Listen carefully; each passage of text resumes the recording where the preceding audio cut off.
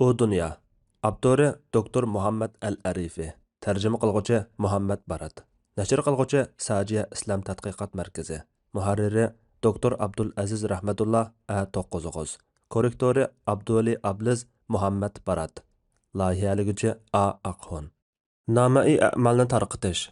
Həşr günüdə hər bir bəndiga dünya hayatida qılğan əməlləri yazılğan namai əmali beriladi və onunğa bu bizning kitabimiz, ya'ni namai əmal sizlarga haq bilan so'zlaydi. Biz qilmishinglarni yozdirib turgan edik, ya'ni farishtalarni amallaringlarni yozib turishga buyurdik, deyiladi. Jasiya surasi 29-oyat. Undaqda namai əmal degan nima? Onunğa nimalar yozilgan? Bandalar uni qandaq oladi? Hər bir bandaning yaxshi yomon, cho'ng kichik hamma amallari xotirlangan bir namai a'mali bor bo'lib, mahsharda bandaga o'qib chiqishi va qarab chiqishi uchun beriladi. Har bir bandaga namai a'mali beriladigan yo'l o'xshamaydi.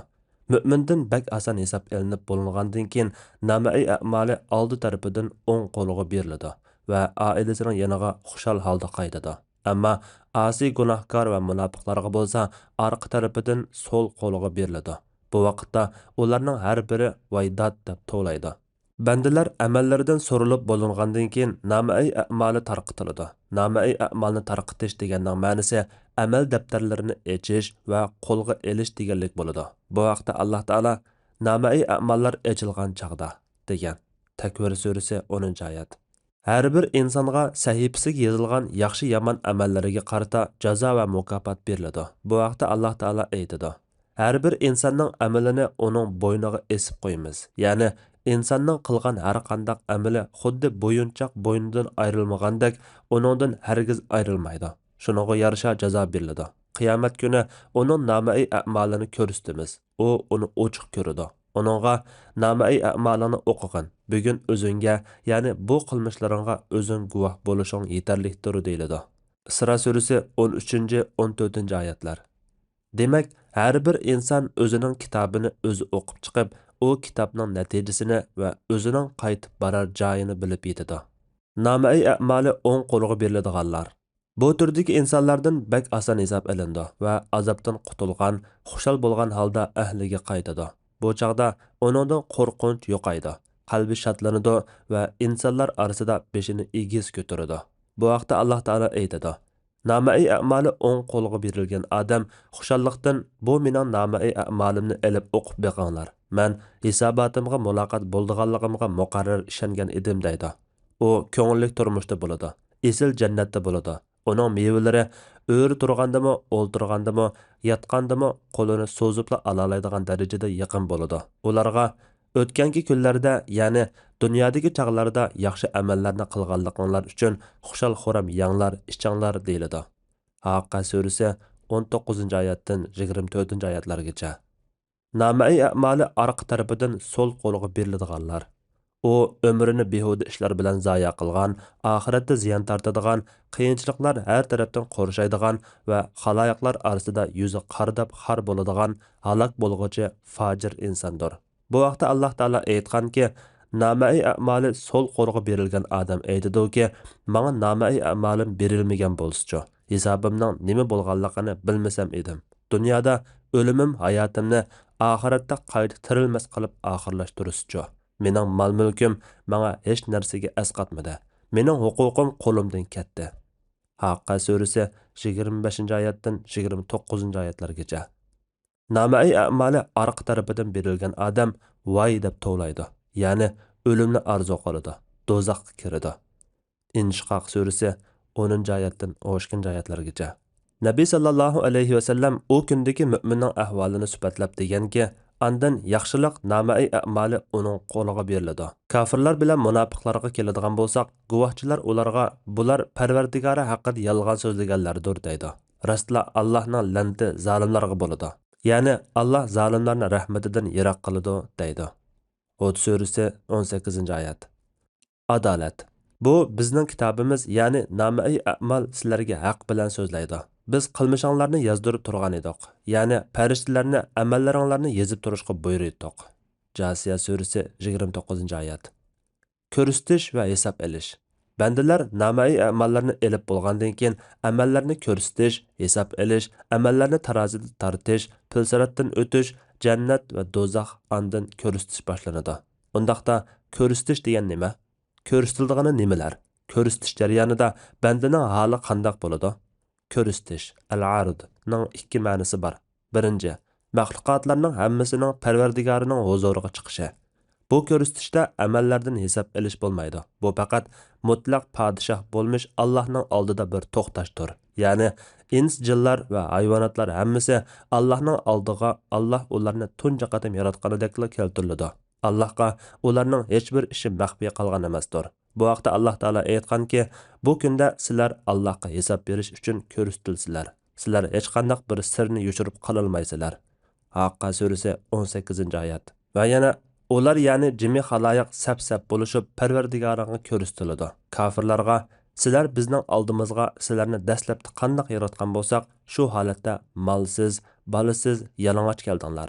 Balki sizlarga va'da qilingan chaqni bekitmaydi deb o'ylagansizlar, ya'ni o'lgandan keyin tirildirish, hisob berish, jazoga tortilish yo'q deb o'ylagansizlar deymiz. Kahf surasi 48-oyat. Ikkinchi, ko'rsatish va hisob elish. Bu ko'rsatishda amallardan birma-bir hisob elindi va bandalardan anbiyalarga qandoq javob qaytargan edinglar, nima amallarni qilgan edinglar deb so'raladi. Bu chaqda ular ig'ir ahvolda bo'ladi. Qadamlar teyilib, kichik bolalar qarib ketadi, tillar kekashlab qoladi. Bu vaqtda Alloh taolo aytganki, ular o'lgandan keyin haqiqatan bizning dargohimizga qaytadi. Andan ulardan hisob elishga biz mas'ulmiz. G'oshiya surasi 25-26-oyatlar. Hisob elishning ma'nosi.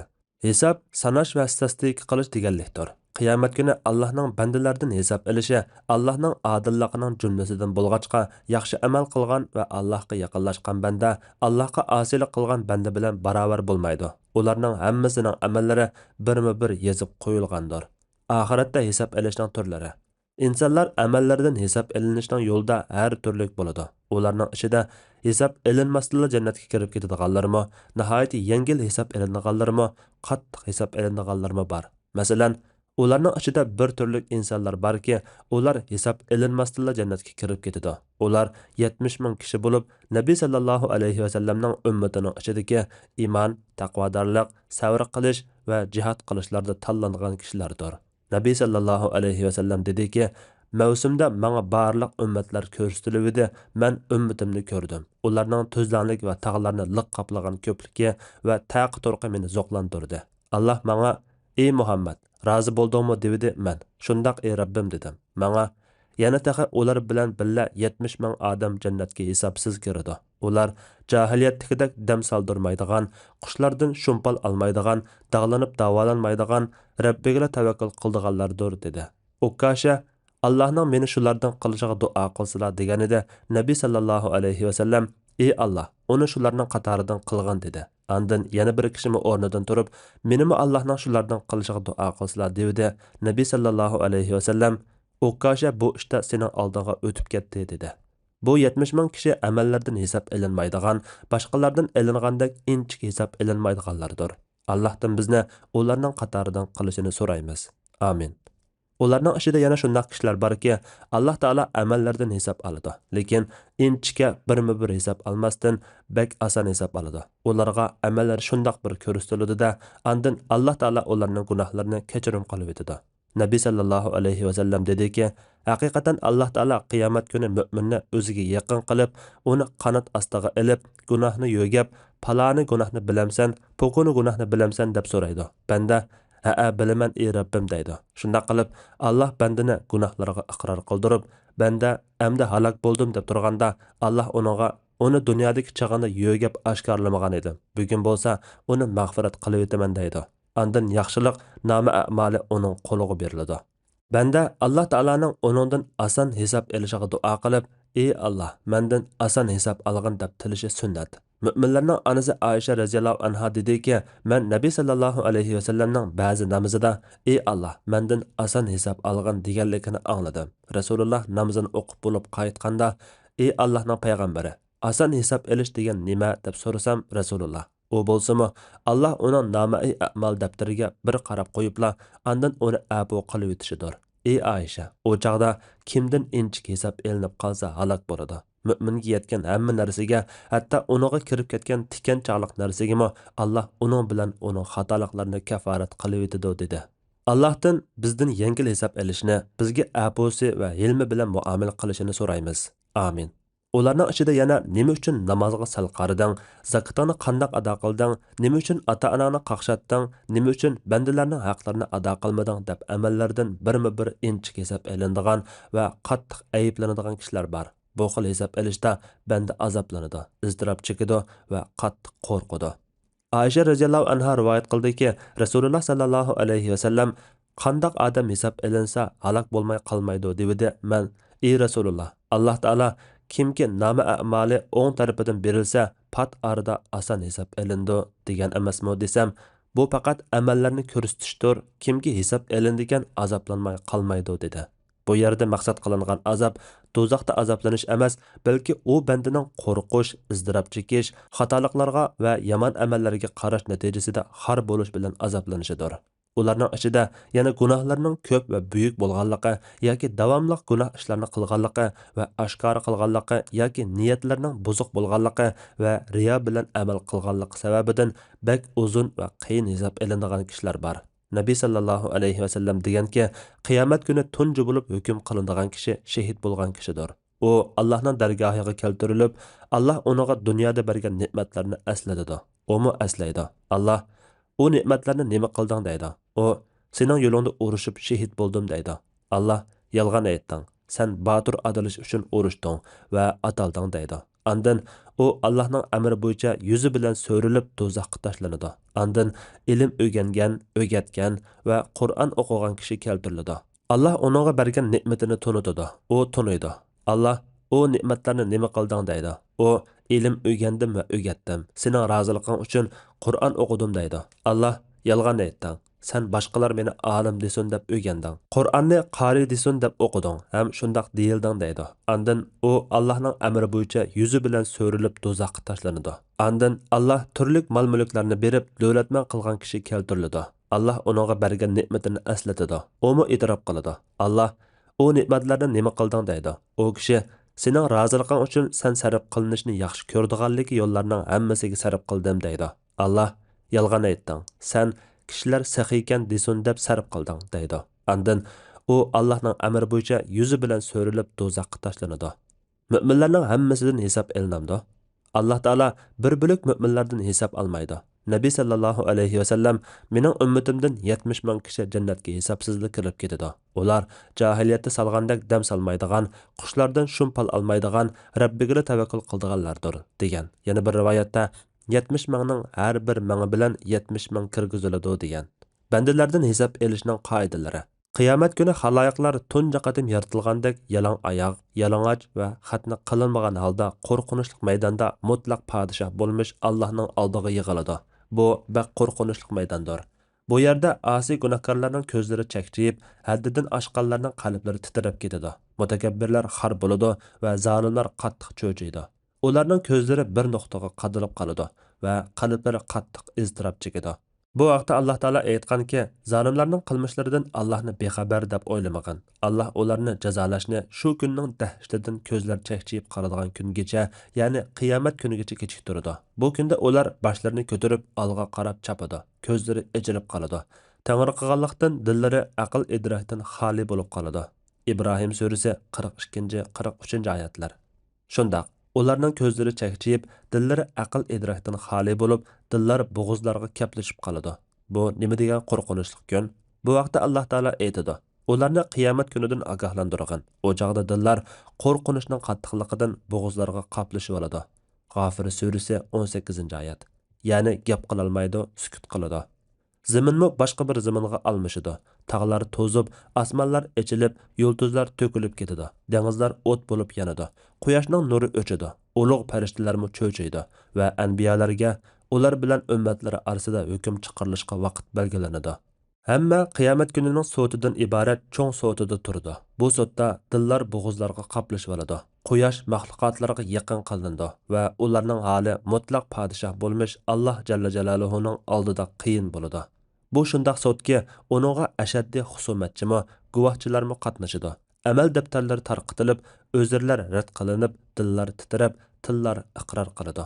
Bu vaqtda Alloh taolo aytadi: Sizlar shundoq bir kundan, ya'ni qiyomat kunidan qo'rqinglarki, u kunda sizlar Allohning dargohiga qaytarilsizlar. Ondan har kishi qilgan yaxshi yomon amallarining natijasini to'liq ko'radi. Ularga zulm qilinmaydi. Ya'ni yaxshi amali kamaytilib, yomon amali ko'paytirilmaydi. Baqara surasi 281-oyat. Qur'on va sunnatni tafakkur qilganimizda bandalardan hisob elinishdagi umumiy qoidalarni tuvandagidek yakunlaymiz. Birinchi qoida: zulm aralashib qolmaydigan to'liq odillik. Adil bo'lg'uchi karamlik Rabbimiz hech bir kishiga zulm qilmaydi. Haq Taolo aytadi: Ondan har kishi qilgan yaxshi yomon amallarining natijasini to'liq ko'radi. Ularga zulm qilinmaydi. Ya'ni yaxshi amali kamaytilib, yomon amali ko'paytirilmaydi. Allah haqiqatan zarracha zulm qilmaydi. Ayollardan mo'min bo'lib turib, yaxshi ishlarni qilganlar jannatga daxil bo'ladi. Ularga qilcha zulm qilinmaydi. Ya'ni ularning qilgan amallarining savobi qilcha kamaytirib o'tilmaydi. Nabiy sallallohu alayhi va sallam deganki, Alloh taolo dediki: "Ey bandalarim, men zulm qilishni o'zimga harom qildim. Shunga zulm qilishmanglar. Ey bandalarim, men hidoyat qilgan kishidan boshqa hammanglar ozg'uchi. Shunga mendan hidoyat tilanglarki, sizlarni hidoyat qilay. Ey bandalarim, men oziqlantirgan kishidan boshqa hammanglar ochsizlar. Shunga mendan oziq tilanglarki, sizlarga taom beray. Ey bandalarim, men kiyindirgandan boshqa hammanglar yalang'ochsizlar. Shunga mendan kiyim tilanglarki, men sizlarni kiyindiray. Ey bandalarim, sizlar kecha-kunduz xatolashsizlar. Men hamma gunohinglarni mag'firat qilaman. Shunga mag'firat tilanglarki, sizlarni mag'firat qilay. Ey bandalarim, sizlar menga ziyon yetkazmoqchi bo'lsanglar, menga hargiz ziyon yetkazolmaysizlar. Foyda yetkazmoqchi bo'lsanglarmi, foyda yetkazolmaysizlar. Ey bandalarim, sizlardan burunqi va keyingi insjillar hammasi yig'ilib, eng taqvodor kishining qalbidek bo'lib ketsanglarmi, mening saltanatimdagi qilchilik narsanimi ziyoda qila olmaysizlar. Agar sizlardan burunqi va keyingi insjillar hammasi yig'ilib, eng fosiq odamning qalbidek bo'lib ketsanglarmi, mening saltanatimdagi hech narsani kamaytirolmaysizlar. Ey bandalarim, sizlardan burunqi va keyingi insjillar hammasi bir tuzlanlikka yig'ilib mendan so'rasa, men har bir insonga so'rag'anini bersam, faqat dengizga chilinib ilingan yingniga yuqqan suv dengiz suyidan hech narsani kamaytirmagandek, mening saltanatimdagi narsalardan hech narsani kamaytirmaydi. Ey bandalarim, haqiqatan men sizlarning amallaringlarning sonini to'liq egilaylikman. Ondan uning ajrini sizlarga to'liq beraman. Kimki yaxshilik ko'rsa, Allohga hamd aytsin. Kimki boshqacha ahvol ko'rsa, o'zini ayiblasin. Ikkinchi qoida: bir odam boshqalarning gunohi tufaylidan jazolanmaydi. Shundaq, har bir inson o'z amaliga va qilgan ishiga mas'ul bo'ladi. Boshqalarning zulmi va gunohi ma'siyatlari tufaylidan jazolanmaydi. Mana bu odillikning eng yuqori chekidir. Haq Taolo aytadi: har odam o'zi qilgan gunohga o'zi javobgar. Bir gunohkor odam boshqa odamning gunohiga javobgar emas. Ya'ni bir odamning gunohi bilan boshqa bir odam jazoga tortilmaydi. An'am surasi 164-oyat. Kimki hidoyat topadigan hidoyat topganligining foydasi uning o'zi uchundir. Kimki azadigan azg'anligining ziyni uning o'zi uchundir. Bir odam yana bir odamning gunohini ustiga olmaydi. Payg'ambar avatmay turib, hech odamni jazolaganimiz yo'q. Isro surasi 15-oyat. U Musoning va Ibrohimning sahifalaridagi so'zdan xabardor bo'lmadimi?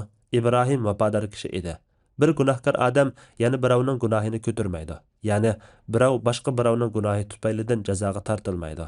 İnsan faqat o'zining ishlagan ishining natijasini ko'radi. Uning qilgan ishi kelgusida ko'riladi. Ya'ni uning amali qiyomat kuni uningga ko'rsatiladi. Ondan uningga to'liq mukofot yoki to'liq jazo beriladi. Najm surasi 36-oyatdan 41-oyatlargacha. Bu oyatlardan ma'lum bo'lganidek, inson faqat o'zi qilgan amallariga qarata jazolanadigan bo'lsa, undaqda Allohning ular qiyomat kuni o'zlarining gunohlariga to'liq javobgar bo'lishlari va o'zlari tarafidan bilmasdan azdirilganlarning bir qism gunohlariga o'zlari javobgar bo'lishlari uchun yuqorqi bo'hton so'zlarni qildi. Nahl surasi 25-oyat. Va yana ular o'zlarining yuklarini va uningga qo'shib boshqa yuklarni, ya'ni o'zlarining gunohlarini va azdirganlarning gunohlarini ustiga oladi degan so'zlarga qanday javob beriladi? Chunki Alloh bu oyatlarda inson ba'zida boshqalarning gunohlarini ko'taradi deb xabar berdi. Bu qanday bo'ladi? Agar inson boshqalarni aroq ichishga qiziqtirish yoki buzuq joylarni ko'rsatib qo'yish yoki ayollar bilan harom ishlarni qilishni zinnatlab berishga o'xshash boshqalarning ezib ketishi va yomon yo'lga kirib qolishiga sabab bo'lgan bo'lsa, shu odamni yomon yo'lga boshlaganligi va qiziqtirganligi uchun u odamning gunohining o'xshashini o'ziga yuklab oladi. Nabiy sallallohu alayhi vasallam kimiki boshqalarni to'g'ri yo'lga chaqirsa, u kishiga shu to'g'ri yo'lga ergashganlarning savobidek savob bo'ladi. Lekin ergashganlarning savobi hech kamaytib o'tilmaydi. Kimiki gumrohlikqa chaqirsa, uningga azg'on yo'lga ergashganlarning gunohida gunoh bo'ladi va ergashuvchilarning gunohidan hech nima kamaytib o'tilmaydi degan. Shundaq, xuddi bir odam boshqalarni yaxshilikqa da'vat qilgan bo'lsa, ularning ajrlariga o'xshash ajrga erishgandek, boshqalarni yomon yo'lga boshlagan odammi o'zining va boshqalarning gunohini yuklab olgan bo'ladi. Adil hakamzat taala paktor. 3-qoida. Bandalarning qilgan atganlarini ko'radiganligi. Rabbimiz Allohga hech narsa maxfiy qilmaydi. Namai amallar bandalar qilgan yaxshilik va yomonliklarning hammasini xotirlab turadi. Qiyomat kuni ular bu amallarni oldinlarida ko'radi. Haq Taala aytadi: "O kunda, ya'ni qiyomat kunida har odamning qilgan yaxshi ishlari, yomon ishlari o'zining oldida ayon bo'ladi. Ular yomon ishlarni ko'rmaslikni, o'zi bilan yomon ishlarning orasida mashriq bilan mag'ribning orasidagi uzun musofa bo'lishini orzu qiladi." Ali Imron surasi 30-oyat. Har odam ilgari keyin qilgan ishlarning hammasini biladi. Infitor surasi 5-oyat. Ular qilgan atganlarning hammasining namai a'maliga xotirlanganligini ko'radi. Parvardigoring hech odamga zulm qilmaydi. Kahf surasi 49-oyat. Bandalarning qilgan atganlaridan xabardor bo'lishi, ularga namai a'mallarni berish va uning o'qishi bilan bo'ladi. Bu haqda Alloh taolo aytadi: "Har bir insonning amalini uning bo'yniga esib qo'ymiz." Ya'ni insonning qilgan har qanday amali xuddi bo'yinchoq bo'yindan ayrilmaganidek, uningdan hargiz ayrilmaydi. Shuningga yarasha jazo beriladi. Qiyomat kuni uning namai a'malini ko'rsatamiz. U uni ochiq ko'radi. Uningga namai a'malini o'qigan. Bugun o'zingga, ya'ni bu qilmishlaringga o'zing guvoh bo'lishing kifoya deyiladi. Isro surasi 13-14-oyatlar. U cho'ng kichik qilgan atganlarini o'z ichiga olgan kitobdir. Bu haqda Alloh taolo aytadi: "Kishilarning namai a'mali o'tirg'a qo'yiladi. Gunohkorlarning uningdagi xotirlardan qo'rqqanligini ko'rsan, ular voy bizga, bu namai a'malga cho'ng kichik gunohning hammasi xotirlanibdi-g'a" deydi. Ular qilgan atganlarning hammasining namai a'maliga xotirlanganligini ko'radi. Parvardigoring hech odamga zulm qilmaydi. Kahf surasi 49-oyat. 4-qoida.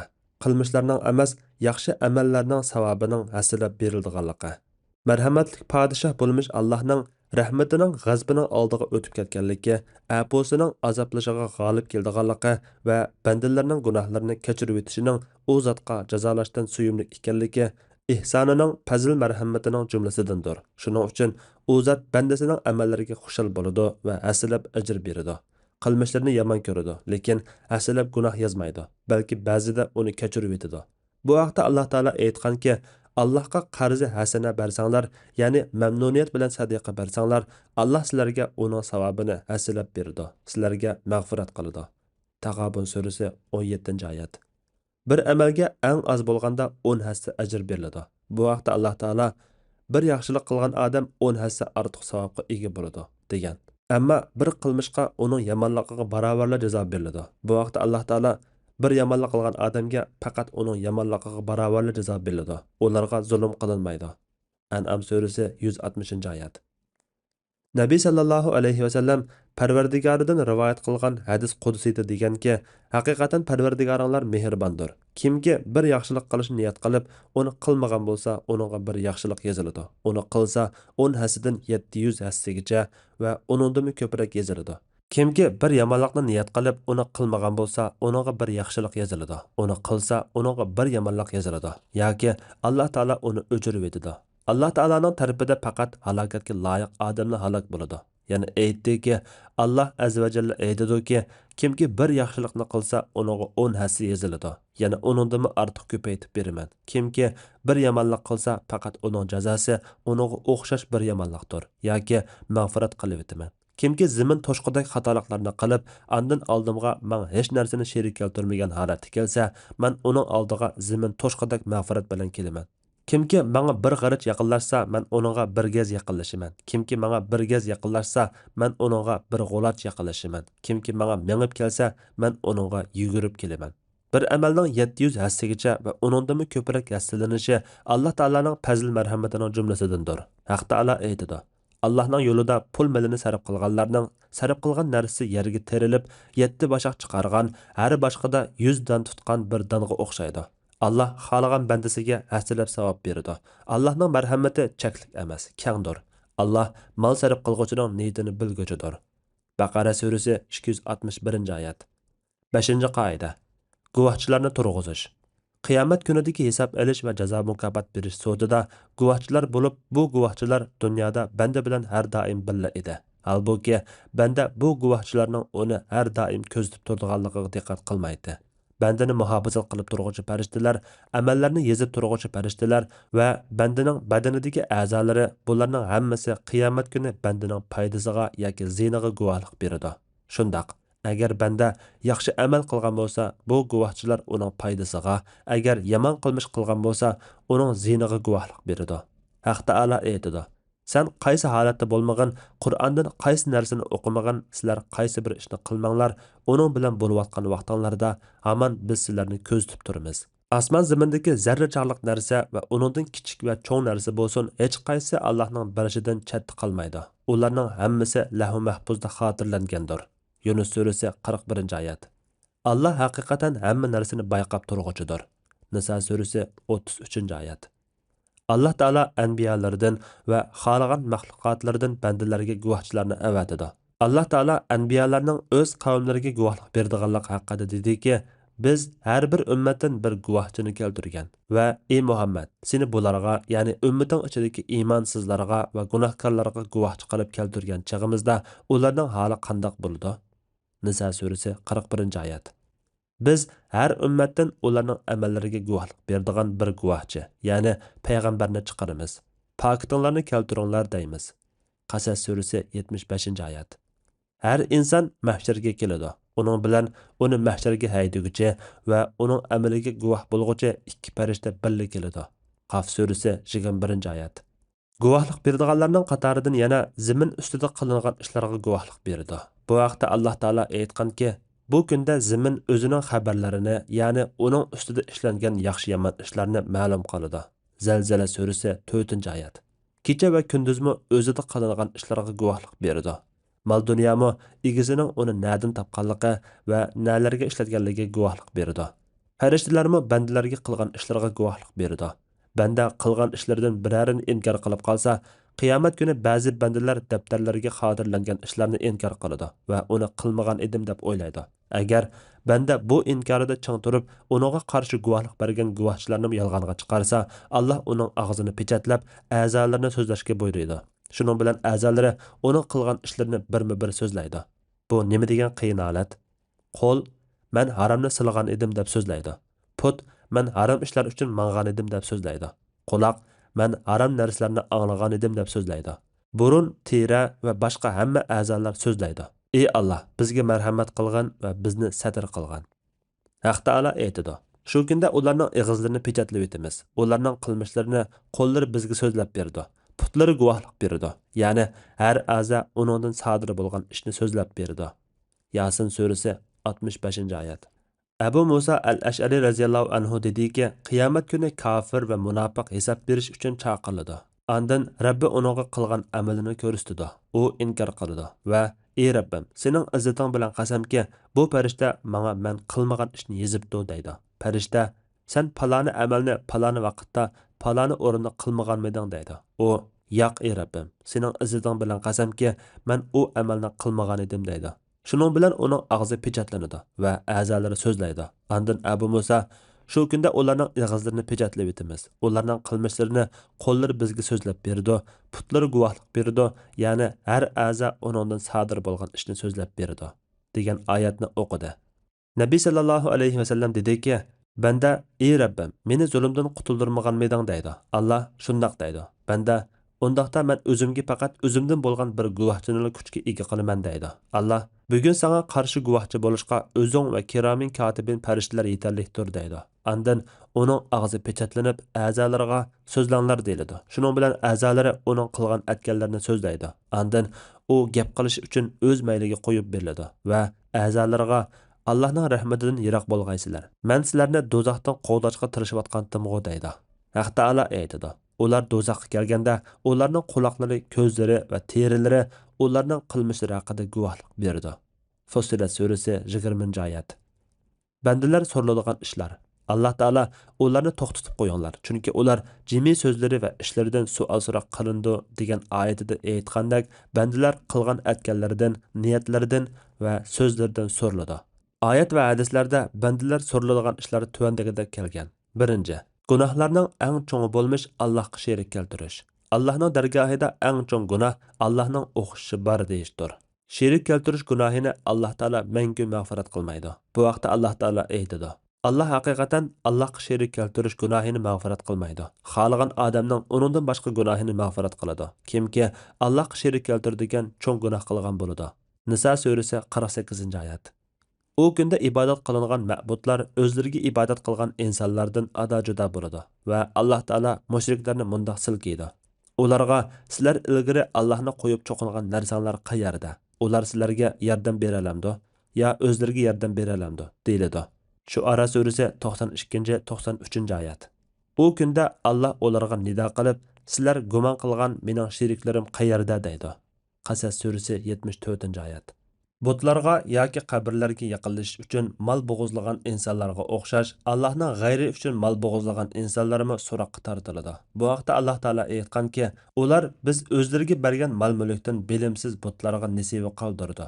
Ey mushriklar, Allohning nomi bilan qasamki, sizlar o'zinglar o'ydirib chiqargan narsalar uchun cho'qim so'roqqa tortilsizlar. Nahl surasi 56-oyat. Ular anbiyalarni yolg'onga chiqarganligidanmi so'roqqa tortiladi. Bu vaqtda Alloh taolo aytadi: U kunda Alloh ularga nido qilib aytadi: Anbiyalarga nima bilan javob berdinglar? U kunda ularga barliq xabarlar qorong'u bo'ladi. Ular o'zaro so'rashmaydi. Qasas surasi 65-66-oyatlar. Ikkinchi, banda dunyoda qilgan atganlaridan so'roqqa tortiladi. Banda dunyoda qilgan atganlarning hammasidan so'roqqa tortiladi. Bu vaqtda Alloh taolo aytadi: Parvardigorining nomi bilan qasamki, ular, ya'ni xaloyiqning hammasining bu dunyoda qilgan ishlarini cho'qim so'raymiz. Hijr surasi 92-93-oyatlar. Shundaq, Alloh taolo ularning hammasini so'roqqa tortadi. Boy, kambag'al, podshoh, amir, arab, ajam, oqtarliq, qortarliq, hur va quldan iborat hamma insonlar savol so'roq qilindi. Ularning hammasi dunyoda qilgan amallaridan so'roqqa tortiladi. Va yana anbiyalar qavmlariga Alloh taolo topshirgan vazifani ado qilganligidan so'raladi. Qavmlardan bo'lsa, anbiyalarning ularga yetkazganligidan so'raladi. Bu vaqtda Alloh taolo aytadi: Biz albatta payg'ambar avatilgan ummatlardan anbiyalar tabliq qildimi? Sizlar qanday javob berdinglar deb so'raymiz. Anbiyalardanmi? Albatta Alloh topshirgan vazifani ado qildinglarmi deb so'raymiz. Qiyomat kuni ularning ahvolini ularga haqiqiy bilish asosida aytib beramiz. Biz ulardan ayrilmagan edik. Ya'ni ularning hamma ahvolidan xabardordirmiz. Bu kunda bandalarning yaxshi-yomon amallarining o'lchindiganligi haqdir. Yaxshi amallari ig'ir chiqqanlar nijot topquchilardir. Yaxshi amallari yenik chiqqanlar bizning oyatlarimizni inkor qilganliklari tufaylidan o'zlariga ziyon solg'uvchilardir. A'rof surasi 6-oyatdan 9-oyatlargacha. Nabiy sallallohu alayhi va sallam deganki, qiyomat kuni banda 4 ishning so'roqini bermagicha qadamlari joyidan midirlamaydi. Ömrünü qandaq ishlarga sarf qilganligi, o'rgangan bilimini nimalarga ishlatganligi, iqtisodni qayerdan tepib nimalarga sarf qilganligi va o'z dinini qandaq ishlarga uparatganligi. 3. Banda baharlangan ne'matdan so'rladi. Qiyomat kuni banda baharlangan kangri uylar, azodi mashinalar, lazzatli yemak-ichmaklar, yumshoq kiyimlar, xizmatkorlar, qo'rsoqning to'yishi, muzdek suv, soylar, tatliq uyqu, normal qadda qomat va asal ichishga o'xshash ne'matlarning hammasidan so'rladi. Bu vaqtda Alloh taolo: "Andan dunyoda sizlarga berilgan ne'matlardan savol so'roq qilinasizlar." Takasur surasi 8-oyat. Nabiy sallallohu alayhi va sallam qiyomat kuni ne'matlar haqida bandadan tunja qilib, jismoni sog'lom qilib bermadikmi? So'g'uq suv bilan ussizlikni qondirmadikmi deb so'rladi degan. Shunga bandiga har qanday bir ne'matni kichik sanash yarashmaydi. Bir odam Abdullah ibn Amr roziyallohu anhudan so'rab, biz muhojirlarning fikrlaridan emasmi deganida, Abdullah, sening ulfatlashadigan ayoling bormi dedi. Bor. Sening turalg'u uying bormi? Bor. Undaqda sen boylardan ekansan. Mening bir xizmatchimi bor. Undaqda sen podshohlardan ekansan. 4. Banda quloq, ko'z va qalb ne'matlaridan so'riladi. İnsanlar ne'matlarda iqtidor va his tuyg'ularda farqli bo'ladi. Banda qancha iqtidorli bo'lsa, uningdan shuncha inchik hisob ilindi. Bu vaqtda Alloh taolo aytadi: bilmaydigan narsanga ergashma. Ya'ni bilmaganni bildim, ko'rmaganni ko'rdim, anglamaganni angladim dema. İnson qiyomat kuni quloq, ko'z, dil, ya'ni sezgu a'zolarining qilmishlari ustida haqiqatan savol so'roq qilindi. Isro surasi 36-oyat. Qatada dedi: ko'rmaganini ko'rdim, anglamaganini angladim, bilmaganini bildim demagan. Cho'qim Alloh qiyomat kuni sendan bularning hammasidan so'raydi. Tunji hisob ilinadigan ummat. Qiyomat kuni insonlar qattiq qo'rqinch ichida hisob elishning boshlanishini kutib bak uzun turib ketadi. Bu vaqtda do'zax ularga ko'rsatiladi. Anbiyalarmi qo'rqiydi. Avliyalar iztirob chekadi. Mu'minlar hang-tang bo'lib tang'irqab qoladi. Asi gunohkorlar tarlab ketadi. Mana bu holatda nihoyat uzun kutishdan keyin hisob elish boshlanadi. Alloh taolaning bu ummatga rahmat qilganligi va payg'ambarimiz Muhammad sallallohu alayhi va sallamni yaxshi ko'rdiganligi uchun tunji bo'lib hisob elinadigan ummat Muhammad sallallohu alayhi va sallamning ummati bo'ladi. Nabiy sallallohu alayhi va sallam biz dunyoda ummatlarning eng oxiri va qiyomat kuni eng avval hisob elinadigan ummatdirmiz. U vaqtda ummi savosiz ummat va uning payg'ambari nada deyiladi. Demak, biz dunyoda eng oxirda kelgan va qiyomat kuni eng avval hisob elinadigan ummatdirmiz degan. Yana biz dunyoda ahlining ichida eng oxirda kelgan, qiyomat kuni eng avval kelib xaloyiqlardan burun hukm chiqariladigan ummatdirmiz degan.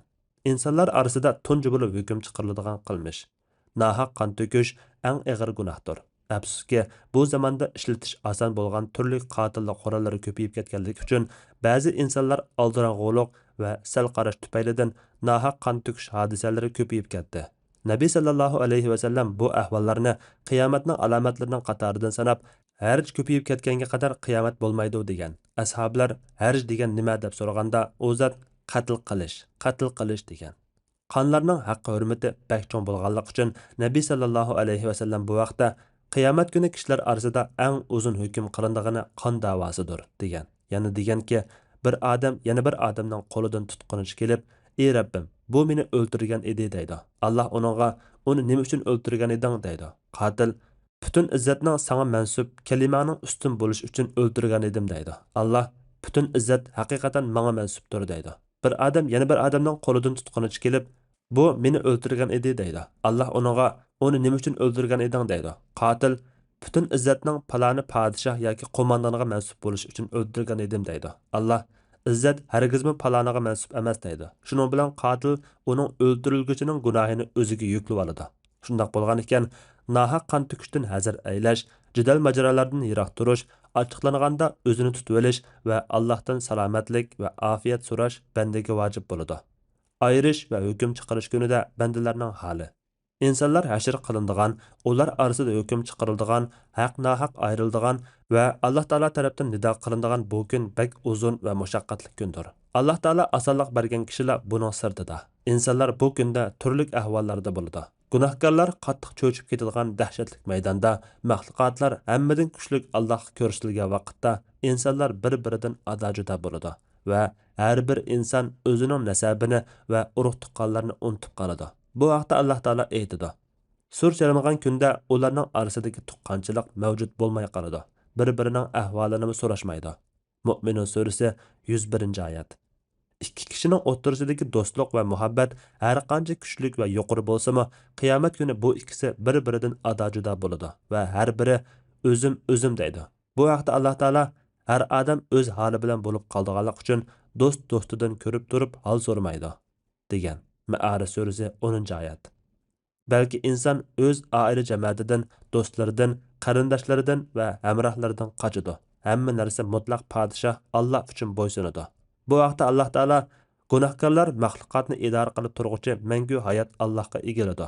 Allohga sherik keltirganlar shaksiz ziyon tortadi. Taho surasi 101-oyat. Bu nima degan qo'rqinchli maydon? ey Alloh bizga marhamat qilgan. İnsanlar qo'rqinishdan titrab ketadi. Anbiyalar Allohga yelindi. Tillar tutilib, aqllar gangirab qoladi va amallar har turlik bo'ladi. Nabiy sallallohu alayhi va sallam bu kunda anbiyalardan boshqa hech kim so'z qilmaydi degan. U kunda bandalar amallarning hammasining oldinlarida hozir bo'lganligini ko'radi. Bu vaqtda Alloh taolo aytadi: u kunda, ya'ni qiyomat kunida har odamning qilgan yaxshi ishlari, yomon ishlari o'zining oldida ayon bo'ladi. Ular yomon ishlarni ko'rmaslikni, o'zi bilan yomon ishlarning orasida mashriq bilan mag'ribning orasida uzun musofa bo'lishini orzu qiladi. Alloh sizlarni o'zining azobidan qo'rqitadi. Alloh bandalariga mehribondir. Al-Imron surasi 30-oyat. U kunda insonning hayoti dunyoda qilgan hech bir amali yo'qolib ketmaydi. Bandalarning qoldirib qo'ygan amallari. Haq Taala aytadi: biz shubhasizki o'liklarni tirildirmiz. Ularning dunyoda qilgan yaxshi-yomon amallarini va ishlarini xotirlab qo'yamiz. Hamma shay'ini ro'shan daftarda, ya'ni Lahu Mahfuzda to'liq xotirlab qo'yganmiz. Yasin surasi 12-oyat. Alloh taolo bu oyatda insonning holini va uning amalini sifatlab berdi. Ya'ni u vafot bo'lishdan ilgari qilgan barliq amallari va sadiqalari xotirlab qo'yiladi.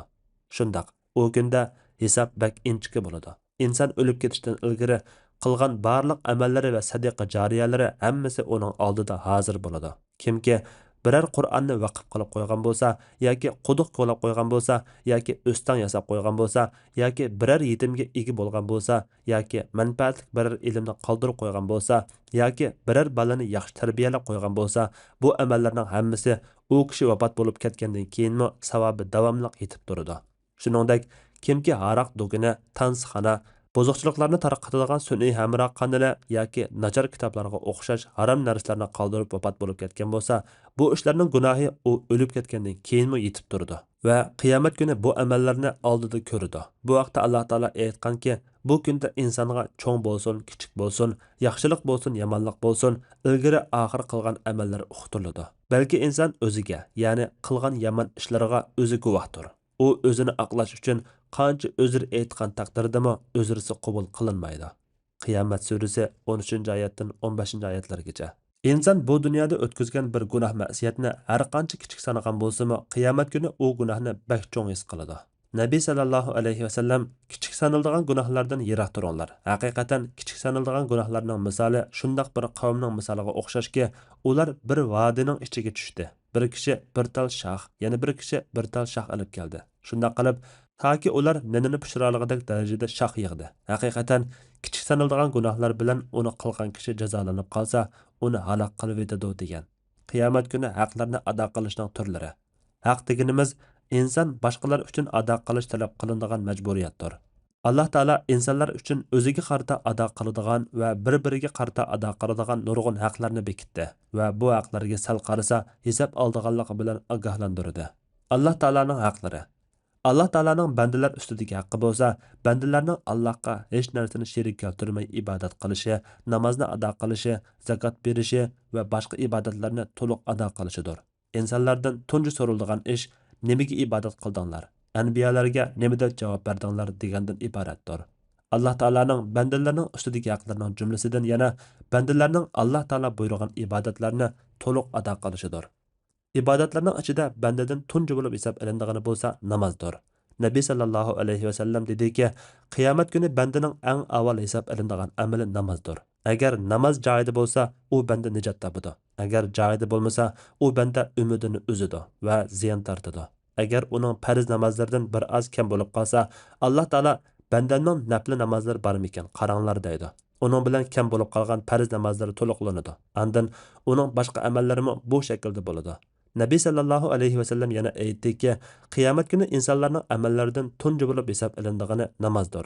Alloh taolo farishtalarga bandamning namoziga qaranglar, to'liq o'qibdimi yoki kam o'qibdimi deydi. Agar u namoz to'liq bo'lsa, to'liq deb yozildi. Agar banda namozni to'liq o'qiy olmagan bo'lsa, Alloh taolo bandamning nafl namozlari bormikan qaranglar deydi. Agar uning nafl namozlari bor bo'lsa, Alloh taolo bandamning farz namozlarini nafl namozlari bilan to'liqlab etinglar deydi. Andan uning boshqa amallaridan hisob olindi. Bandalarning haqlari. Alloh taolo bandalar uchun bir-birining ustiga haqlarni bekitgan bo'lib, ota uchun bolasining ustiga, bola uchun otasining ustiga, qo'shni uchun qo'shnisining ustiga va ayollar uchun bir-birining ustiga haqlarni bekitdi. balki yana hayvonlar uchun dal-daraxtlar uchun haqlarni bekitdi va yana bandalar uchun bir qism ishlarni muboh, bir qism ishlarni harom qildi. Bandalarning haqlarining ichida bandadan tunji bo'lib hisob olindigani qon to'kish haqida bo'ladi. Kimki nahaq o'ldirilgan bo'lsa yoki boshqalar tarafidan urilib, yaralanib, qani oqqan bo'lsa yoki beshi yerilgan bo'lsa, bu ular orasida hukm chiqaradigan tunji ishlar bo'ladi. Nabiy sallallohu alayhi va sallam qiyomat kuni kishilar orasida eng burun hukm qilindigani qon davosidir degan. Birinchi, boshqalarni urgan odam. Boshqalarni urgan odamdan qiyomat kuni uni urish bilan qisos olindi. Nabiy sallallohu alayhi va sallam kimki boshqalarni zulm qilib qamchi bilan urgan bo'lsa, qiyomat kuni uningdan qisos olindi degan. Yana qandoqliki bir odam qo'lini urdigan, qiyomat kuni uningdan qisos olindi degan. Nabiy sallallohu alayhi va sallamning ayoli Ummu Salama radhiyallohu anha rivoyat qildiki, Nabiy sallallohu alayhi va sallam mening uyimda edi. U zotning qo'lida bir misvak bor edi. U zot o'zining yoki Ummu Salamaning qizchaq xizmatchisini chaqirdi. Hattoki yuzida ochiqlanganlik ma'lum bo'ldi. Ummu Salama hujrlarga chiqib, bu qizchaqning bir chorva molni o'ynatayotganligini ko'rib, Nabiy sallallohu alayhi va sallam seni chaqirsa, bu chorva bilan o'ynab o'ltiribsan-ku deganida, qizchaq Nabiy sallallohu alayhi va sallamga, "Yo'q, men sizni haq bilan avatgan zot bilan qasamki, men anglamabdiman" dedi.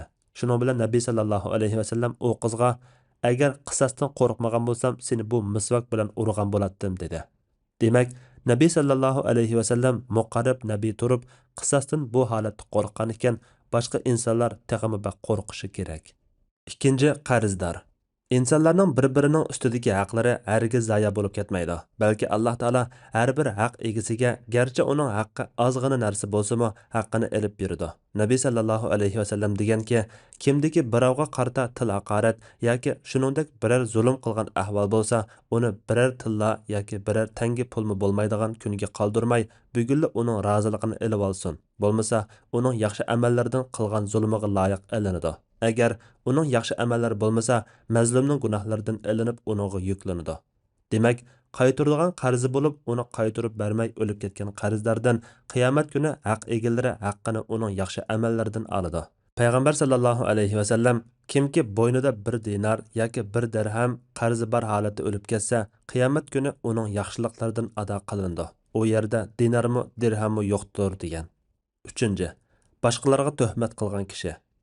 Arab tilidagi qazfun degan so'z ayol kishiga yoki er kishiga zina qilganlik bilan yoki uningga o'xshash boshqa ishlar bilan tuhmat qilishni ko'rsatadi. Boshqalarga zina yoki boshqa ishlar bilan tuhmat chaplagan kishidan dunyo va oxiratda qisos olinadi. Kimki qo'l ostidagi odamiga zina tuhmati qilsa, qiyomat kuni u yolg'onchiga belgilangan og'ir jazo ijro qilindi. Nabiy sallallohu alayhi va sallam kimki o'zining qulini zina bilan qarlasa, qul u odam degandek bo'lmasa, qiyomat kuni qarlig'uvchiga belgilangan og'ir jazo ijro qilindi degan. 4. Ojizlarni bo'zaq qilguvchi. Kimki kuch-quvvati va nufuzi bilan ojiz insonlarni bo'zaq qilgan bo'lsa, yoki mansibini, ijtimoiy munosabatini va zirakligini ojiz insonlarni bo'zaq qilish va ularga zulm solish uchun ishlatgan bo'lsa, qiyomat kuni uningdan qisos olinadi. Aisha radhiyallohu anha rivoyat qildiki, bir odam Nabiy sallallohu alayhi va sallamning oldida o'ltirib, "Ey Rasululloh, mening qullarim bor. Ular menga yolg'on so'zlaydi, xiyonat qiladi, osiylik qiladi. Menmi ularni tillayman va urman. Mening holim nima bo'ladi?" degan edi u zot. Ularning sana xiyonat qilgani, osiylik qilgani va yolg'on aytganligi va sening ularni jazolaganliging hammasi hisob kitob qilindi. Agar sening bergan jazoying ularning gunohiga tang bo'lsa, sana hech narsa bo'lmaydi. Agar jazo ularning gunohlaridan oz bo'lsa, bu sen uchun afzal. Agar bergan jazoying ularning gunohidan eshib ketsa, ortiqi uchun sendan ularga qisos elib beriladi dedi. Shuning bilan bu kishi orqaga yenib yig'lashga va tovlashga boshladi.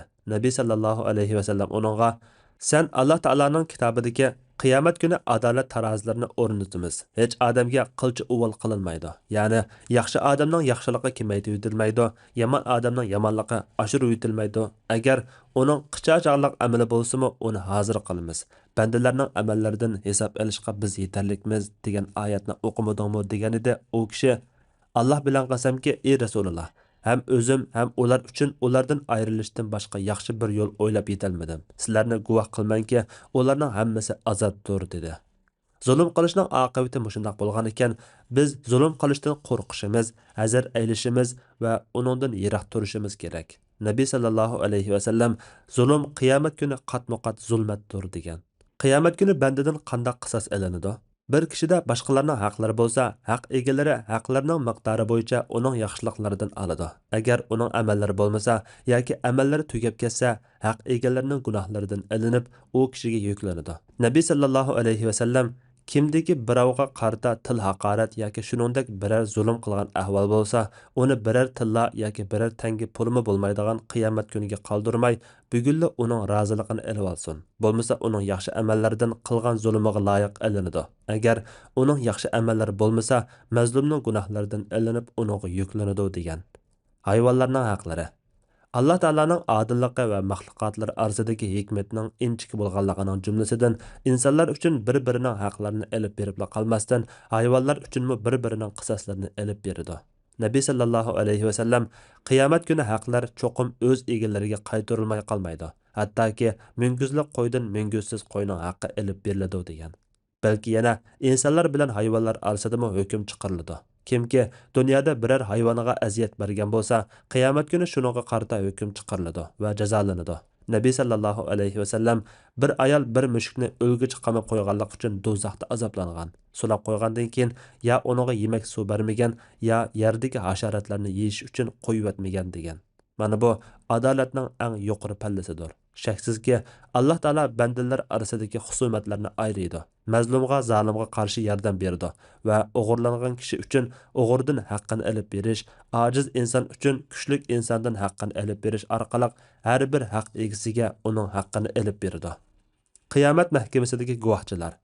Qiyomat kuni Allah Taala maxluqotlarning orasida adil hukm chiqarish uchun tajalli qilgan va anbiyolar, guvohchilar keltirilgan chaqda Allah Taala aytgandek mahsharga Parvardigorining nuri bilan yuriydi. Mahshar Parvardigorining nuri bilan yuriydi. Nomi amallar hozir qilindi. Anbiyolar va guvohchilar keltiriladi. Ularning orasida adil hukm chiqariladi. Ularga zulm qilinmaydi. Zumar surasi 69-oyat. Aşı çoğ mahkemede xaloyiqlar arasida adil hukm chiqariladi. Undaqda bu mahkemadagi guvohchilar kimlar? Ular nimaga guvohlik beradi? Bandalarga amallaridan tunji bo'lib xabar berguvchi Alloh taoladir. U bandalarni ko'rib turg'uvchi, ahvollardan xabardor bo'lib turg'uvchi zotdir. Alloh taolo aytgandek, Allohga bandalarning ishlaridan hech narsa maxfiy qolmaydi. Vaholanki Alloh qilmishinglarga shohiddir. Al-Imron surasi 98-oyat. Payg'ambarimiz Muhammad sallallohu alayhi va sallam va u zotning ummati boshqa ummatlarga guvohchi bo'ladi. Anbiyalarni Alloh taolo maxluqotlarga rahmat qilib, xushbishorat berguvchi va ogohlantiruvchi qilib avatdi. Anbiyalarning qavmlaridan bir qismi haqni tunib hidoyat topgan bo'lsa, yana bir qismi haqni tunmay yuz o'rdi va anbiyalarni yolg'onga chiqardi. Qiyomat kuni har bir payg'ambar o'zining ummati bilan bir yerga yig'ilib, g'olib hikmat bilan ish qilguvchi Allohning oldida turadi. Ularning bu chog'dagi holi Alloh taolo bu oyatda degandek bo'ladi. Biz albatta payg'ambar avatilgan ummatlardan anbiyalar tabliq qildimi? Sizlar qanday javob berdinglar deb so'raymiz. Anbiyalardanmi? Albatta Alloh topshirgan vazifani ado qildinglarmi deb so'raymiz. Qiyomat kuni ularning ahvolini ularga haqiqiy bilish asosida aytib beramiz. Biz ulardan ayrilmagan edik. Ya'ni ularning hamma ahvolidan xabardordirmiz. A'rof surasi 6-7-oyatlar. Agar qavmlar anbiyalarning ularga Alloh taolaning dinini yetkazganligini yolg'onga chiqarib tansa, bu chaqda payg'ambarimiz Muhammad sallallohu alayhi va sallam va u zotning ummati ilgirki anbiyalar uchun ularning ummatlariga Alloh taolaning dinini yetkazganligiga guvohlik berdi. Bu vaqtda Alloh taolo aytadi: "Shuningdek, ya'ni sizlarni islomga hidoyat qilgandek kishilarga, ya'ni o'tganki ummatlarga shohid bo'lishinglar uchun va payg'ambarning sizlarga shohid bo'lishi uchun biz sizlarni yaxshi ummat qildik." Baqara surasi 143-oyat. Nabiy sallallohu alayhi va sallam deganki, qiyomat kuni Nuh chaqiriladi. U: "Xo'sh, taatinga tayyor. Butun yaxshilik sening qo'lingda, ey Rabbim" deydi. Alloh taolo uningdan "Yetkazdingmi?" deb so'raydi. U: "Ha" deydi. Andan ummatiga "Sizlarga yetkazdimi?" deyiladi. Ular: "Yo'q, bizga ogohlantiruvchi payg'ambar kelib boqmadi" deyishadi. Andan Alloh taolo Nuhga: "Sana kim guvohlik berdi?" deganda Nuh: "Muhammad va uning ummati" deydi. Shunday qilib sizlar uning yetkazganligiga guvohlik bersizlar. Payg'ambarimiz sizlarga shohid bo'ladi. Mana bu nomi ulug' Allohning shuningdek, ya'ni xoligan kishini hidoyat qilgandek barliq xaloyiqqa shohid bo'lishinglar uchun va payg'ambarning sizlarga shohid bo'lish uchun biz sizlarni yaxshi ummat qildik. Baqara surasi 143-oyat. degan oyatidir. Nabiy sallallohu alayhi vasallam yoki raviylardan biri aytadiki, mazkur oyatdagi al-vasatu to'g'ri durust degan ma'noda. Demak, Muhammad sallallohu alayhi vasallamning ummati qiyomat kuni boshqa ummatlarga qarshi anbiyalar uchun guvohchi bo'ladi. Buni hadisda shundoq kelgan. Qiyomat kuni bir nabiy yanada bir kishi bor holatda, yana bir nabiy yanada ikki kishi bor holatda, yana bir nabiy yanada 3 yoki uningdan ko'p yoki oz kishi bor holatda keladi. Ondan u nabiyga qavminga diningni yetkazdingmi deyiladi. U ha deydi. Orqadan uning qavmi chaqirilib, ularga u sizlarga dinini yetkazdimi deyiladi. Ular yo'q yetkazmadi deydi. Ondan u nabiyga sana kim guvohchi bo'ladi deyiladi. U nabiy Muhammad va uning ummati deydi. Ondan Muhammadning ummati chaqirilib ularga bu nabiy yetkazdimi deyiladi. Ular ha deydi. Alloh sizlar buni qandoq bildinglar deydi. Ular bizga payg'ambarimiz ilgirki anbiyalarning dinini yetkazganligini xabar bergan edi. Biz uni rost deb ishongan edik deydi. Payg'ambarimiz Muhammad sallallohu alayhi vasallam o'zining ummatiga guvohlik berdi. Nabiy sallallohu alayhi vasallam ummati ustidan o'zining ularga dinini yetkazganligiga, ularga bayon qilib berganligiga, ularga hamma yaxshi ishlarni so'zlab berganligiga va ularni hamma yomon ishlardan ogohlantirganligiga guvohlik berdi. Bu vaqtda Alloh taolo biz har bir ummatdan bir guvohchini keltirgan va ey Muhammad, seni bularga, ya'ni ummating ichidagi imonsizlarga va gunohkorlarga guvohchi qilib keltirgan chag'imizda ularning holi qandoq bo'ladi degan. Nisa surasi 41-oyat. Yana shuningdek, ya'ni sizlarni islomga hidoyat qilgandek kishilarga, ya'ni o'tganki ummatlarga shohid bo'lishinglar uchun va payg'ambarning sizlarga shohid bo'lishi uchun biz sizlarni yaxshi ummat qildik degan. Baqara surasi 143-oyat. Nabiy sallallohu alayhi vasallamning ummatiga mehribon va ularni yaxshi ko'rdiganligining jumlasidan bir qatam qiyomat kuni ummatiga guvohchi bo'lganligini aslab yig'lab ketgan. Yoshlari u zotning muborak yuzini hul qilib o'tgan edi. Ata-onam va ruhim u zotga fido bo'lsin. Abdullah ibn Mas'ud radhiyallohu anhu dediki, Rasululloh sallallohu alayhi vasallam menga qiroat qilib bergan devdi men. Qur'on sizlarga tushirilgan tursa, men sizlarga o'qib beramdim desam Rasululloh. Men uni boshqalardan anglashni yaxshi ko'raman dedi. Shuning bilan men sura Nisoni o'qib, biz har bir ummatdan bir guvohchini keltirgan va ey Muhammad, seni bularga, ya'ni ummating ichidagi imonsizlarga va gunohkorlarga guvohchi qilib keltirgan chag'imizda ularning holi qandoq bo'ladi degan oyat kelganda Rasululloh to'xta dedi. Qarasam ko'zlaridan yosh to'kilib o'tibdi. Nabiy sallallohu alayhi vasallamning ko'zidan qo'yilgan bu yoshlar u zotning ummati uchun bak kuyimchan ekanligining alomatidir. Bizning Allohning oldiga Allohdan bizdan rozi bo'ladigan xolis amallarni qilgan holda berishimiz kerak bo'ladi. Har bir nabiy o'zining ummatiga guvohchi bo'ladi. Barliq anbiyalar o'zlarining qavmlariga guvohchi bo'lgan holda keladi. Ular qavmlariga dinni yetkazganligiga va ularni shirkdan ogohlantirganligiga guvohlik beradi. Bu vaqtda Alloh taolo aytadi: Biz har ummatdan ularning amallariga guvohlik beradigan bir guvohchi, ya'ni payg'ambarni chiqaramiz. Faktlarni keltiringlar deymiz. Ular haqiqatning Allohga mansub ekanligini ondan biladi. Ularning o'ydirib chiqqan narsalari, ya'ni ma'budlari o'zlarini ulardan chatga oladi. Qasas surasi 75-oyat. Bandalarni muhofaza qilib turuvchi farishtalar. Farishtalar bandadan mayli u yurtida bo'lsin yoki safarda bo'lsin, o'yg'oq bo'lsin yoki uxlayotgan bo'lsin, ayrilmaydi. Uning barliq ish-harakatlari, so'zlari, amallari va har bir harakatlarigacha birma-bir xotirlab yozib turadi. Bu vaqtda Alloh taolo aytadi: Sizlar qaysi bir ishni qilmanglar, uning bilan bo'layotgan vaqtinglarda hamon biz sizlarni ko'zitib turamiz. Yunus surasi 61-oyat. Bu farishtalar qiyomat kuni banda ustidan guvohlik berdi. Chunki ular banda namoz o'qiyotganda uni ko'rib turgan edi. Duo qilayotganda anglab turgan edi. Yo'l manganda uni ko'zitib turgan edi. Safar qilganda uningga hamroh bo'lgan edi va safar qilmagan muqim vaqtlardami uning bilan turgan edi. Qiyomat kuni bu guvohchilar keltiriladi va guvohlik berdi. Bu vaqtda Alloh taolo mundaq degan: Anbiyalar va guvohchilar keltiriladi. Zumar surasi 69-oyat. İnsanning o'ziga guvohlik berishi va iqro qilishi. Qiyomat kuni inson o'ziga guvohlik berdi va qilmishlarini iqro qiladi. Kafirlar o'zlariga kafir bo'lganligi bilan guvohlik berdi. Asi gunohkorlar o'zlariga gunoh ishlarni qilganligi bilan guvohlik berdi. Boshqa guvohlik beruvchilarning ko'p bo'lganligi uchun ular yolg'on aytolmaydi va qilmishlarini inkor qilolmaydi. Bu vaqtda Alloh taolo ular o'zlarining haqiqatan kafir bo'lganliklarini e'tirof qiladi degan.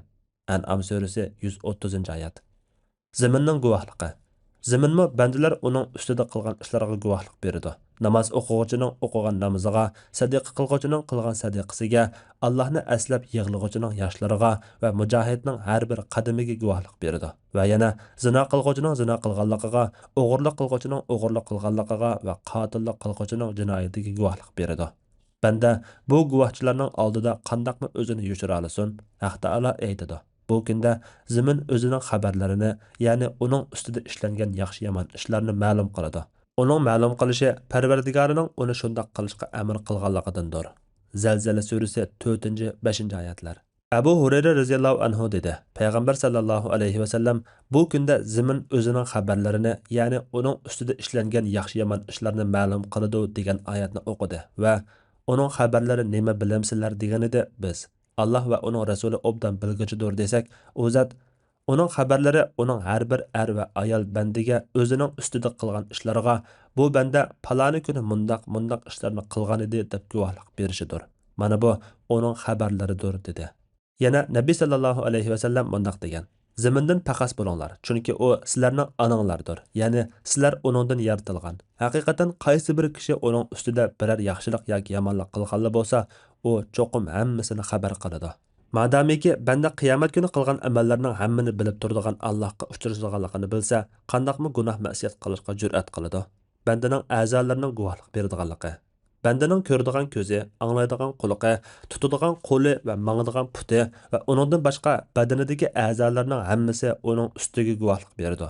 Pachoq, qo'rsoq, dumba va yuta hammasi so'zlaydi. Haq taolo aytadi: Shu kunda ularning ig'izlarini pechatlab etamiz. Ularning qilmishlarini qo'llari bizga so'zlab berdi. Putlari guvohlik berdi. Ya'ni har a'zo uningdan sodir bo'lgan ishni so'zlab berdi. Yasin surasi 65-oyat. Shu kunda, ya'ni qiyomat kunida ularning tillari, qo'llari va putlari ularning qilmishlaridan, ularning ziniga guvohlik berdi. Badandagi a'zolar guvohlik beradigan va so'zlaydigan bu o'rinda hasrat nadomat kor qilmaydi. Anas radhiyallohu anhu dediki, biz Nabiy sallallohu alayhi va sallamning yonida edik, u zot kuldi va mening nimaga kulganligimni bildinglarmi dedi. Biz Alloh va uning rasuli obdan bilguchidir dedik. U zot dediki, bandaning Rabbi bilan so'zlashadiganligidan kuldim. Banda: "Ey Rabbim, meni zulmdan qutuldirmaganmiding?" deydi. Alloh shundoq deydi. Banda: "Undaqda men o'zimga faqat o'zimdan bo'lgan bir guvohchining kuchga ega qilaman" deydi. Alloh: "Bugun sana qarshi guvohchi bo'lishqa o'zing va kiramin katibin farishtalar yetarlikdir" deydi. Andan uning og'zi pechatlanib, a'zolariga so'zlanglar deyiladi. Shuning bilan a'zolari uning qilgan atganlarini so'zlaydi. Andan u gap qilish uchun o'z mayliga qo'yib beriladi va a'zolariga: Allohning rahmatidan yiroq bo'lgaysizlar. Men sizlarni do'zaxdan qovdashga tirishayotgandim-ku deydi. Shundoq bandaning qo'l-put qatorliq a'zolari uchun qilgan amallaringlarni so'zlanglar deyiladi. Shuning bilan bu a'zolar so'zlab, u bandaning hamma rasvochiliklarini va qabih qilmishlarini oshkora qiladi. Bandaning og'zi etilib gap qilishi cheklanganligi uchun bularni anglab e'tiroz bildirolmaydi. Andan gap qilishga ruxsat qilinganda a'zolariga malomat qilishga boshlaydi va men sizlarni do'zaxdan qovdashga tirishayotgandim-ku deydi. Nabiy sallallohu alayhi va sallam yana qiyomat kuni bandalardan suol so'roq qilinganligi haqida gap qilib o'tib deganki, andan Alloh uchinchisini keltirib, uningdan o'xshash savolni so'raydi. U banda: "Ey Rabbim, sana kitobingga, payg'ambaringga iymon keltirdim, namoz o'qidim, ro'za tutdim, zakot berdim" deydi va kuchining yetishicha hamd sano aytadi. Andan Alloh: "Undaqda sen bu yerda birdam kutib turgan" deydi. Andan uningga: "Hozir sana guvohchimizni avatimiz" deyiladi. Banda o'z ichida menga qarshi guvohlik beradigan kimdir deb o'ylaydi. Bu chog'da og'zi pechatlanadi va yotisiga, go'shiga va ustixonlariga so'zlanglar deyiladi. Shuning bilan uning paqalchiqi, go'shi va ustixonlari tilga kelib, u bandaning qilgan amallarini so'zlaydi. Bundoq bo'lishi u bandaning o'zini aytish yo'llarini kesish uchundir. Chunki u munofiq kishi bo'lib, Alloh uningga g'azab qiladigan kishidir. Toshlarning va dal-daraxtlarning guvohligi. Bu narsalarmi insonlarning foydasiga yoki ziyniga guvohlik beradi. Bu narsalarning qiyomat kuni muazzinga guvohlik beradiganligimi mushuning jumlasidandir.